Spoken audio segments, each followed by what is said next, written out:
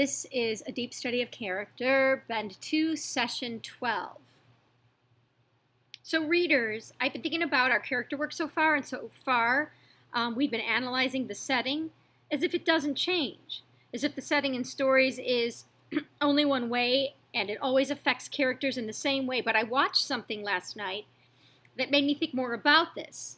Like a lot of you and millions of watchers around the world, I've spent some time obsessing about Stranger Things. And last night I was watching the first episode again. If you don't know the series, it's set in the 80s and it starts with one of the main characters, a middle school kid. He's been playing Dungeons and Dragons with his friends, and now he sets out on his to bike home. He's clearly biked home 1,000 times, never worrying about his safety. Here's the thing. Even though every night the woods and the neighborhood have felt safe, things feel different this time. Take a look at this clip.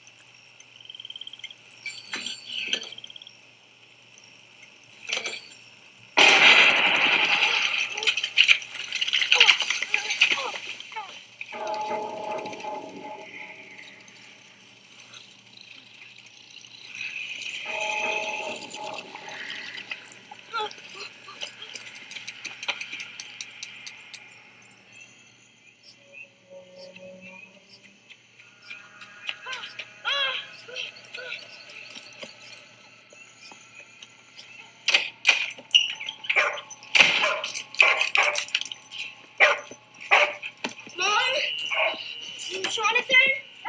Mom?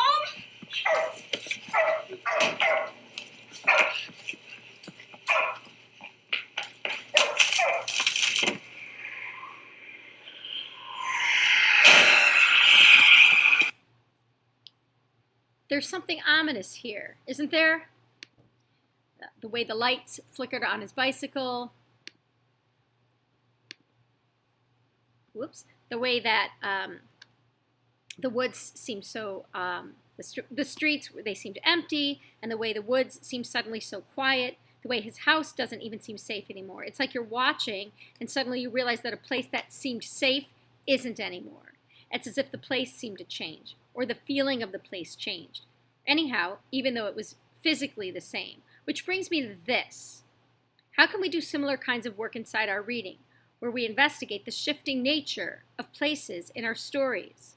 So here's the big teaching point today, folks. Today I'm going to teach you that readers come to realize that the setting in a story can keep changing, psychologically, even if not physically. Good readers will trace the setting over time, investigating how the nature of the place shifts and how these shifts affect characters. So we're going to try this together. I'm going to take us back to a scene from Popularity. It's the moment after Will has destroyed Mitch. Then we'll put next to it a moment later in the story after Mike has destroyed Will. In both moments, Will is in his town, at his school, surrounded by his peers and friends. Let's see if there is any evidence that this same place has changed for Will.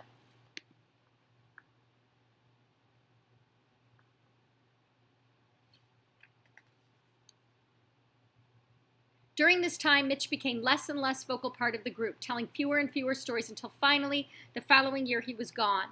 To another school, perhaps, or another state or another country. I never knew. No one knew because no one noticed. No one had called him for months, but my phone rang. My weekends were filled with sleepovers and baseball games and bowling parties and bicycle races and more new friends than I knew what to do with. To investigate this setting, I'll consider some of the earlier questions when we first analyzed gym class and the cafeteria in The Fight. I'm thinking that in this scene, Will's neighborhood is the kind of place that's so friendly, so full of joy. It's a place filled with sleepovers, right here it says. It's a place filled with sleepovers and baseball games and bowling parties and bicycle races, and more new friends than I knew what to do with. That tells me a lot about the mood of this place and ways that people treat each other. Even though Will is a bit suspicious of his new friends, his neighborhood here feels great, like it is wrapping around him and including him. So now I'm going to read the next. So at this point, happy place, right? Now I'm going to show you, watch while I do the work on seeing how this place has changed. It began with a basketball game.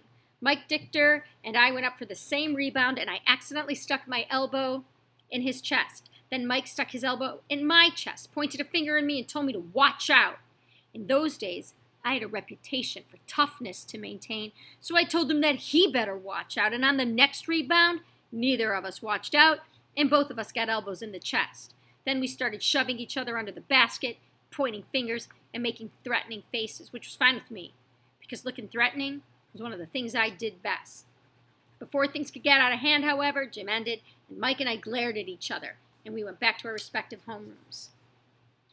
What are you thinking here? What stands out here? How has this place changed? So turn around and talk for a minute or two about how this place has changed.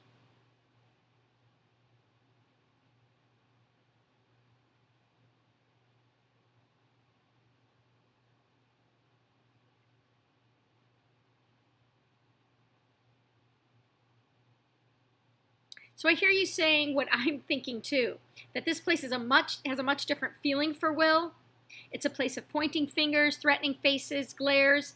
In the first story, Will's school and neighborhood are places where he plays games that we can assume were actually fun, like baseball games and bowling parties he mentions. And now it's a place where even the games are harsh and violent.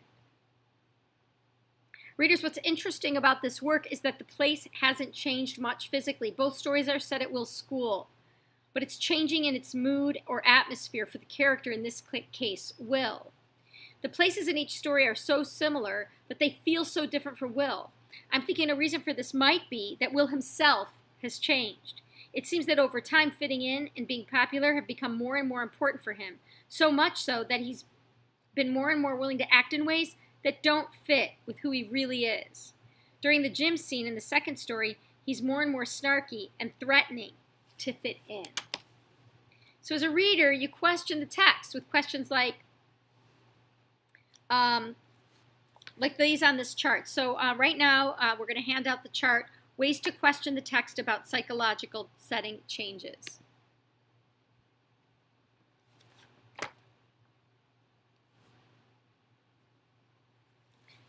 So you can ask yourself at different moments in the story, has the setting changed for the character?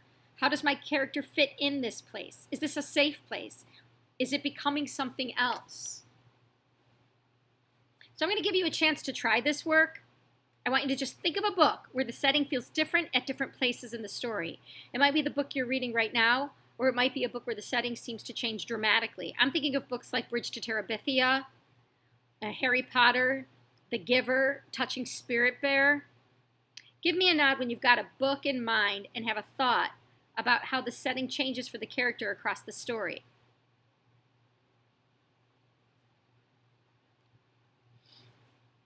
And now compare with your partner. What are you thinking about?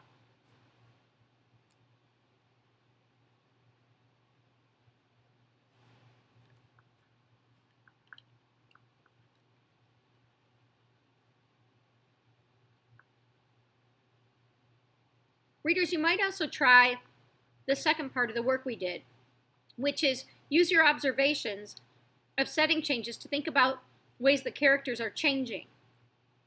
Give that a shot. Talk for a couple minutes about that. How do the characters change?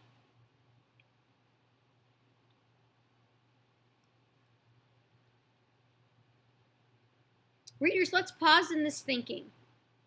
I know that you're reconsidering books you've read before, as well as reconsidering moments in the books you're reading now, when the way the setting feels for a character begins to change dramatically. Add this work to your repertoire of smart ways to think deeply about the setting in your novels and how and how it affects characters. Think about the work you've been doing. Decide if you're going to keep on with exactly what you've been doing, or if you're ready to push that thinking further with today's work. So decide, take a moment, jot down what kind of work you're going to do today. Maybe you're going to do work on setting and how the settings changes, or maybe you're going to go back and it makes more sense to you to do other work. But before you go back to your seat, just jot down very quickly on the bottom of the page that you're taking notes on what work you're going to do back at your seat so you stay focused. When you know exactly what you're going to do, you can add a 0, get up, go to your seat, and start doing that super important work.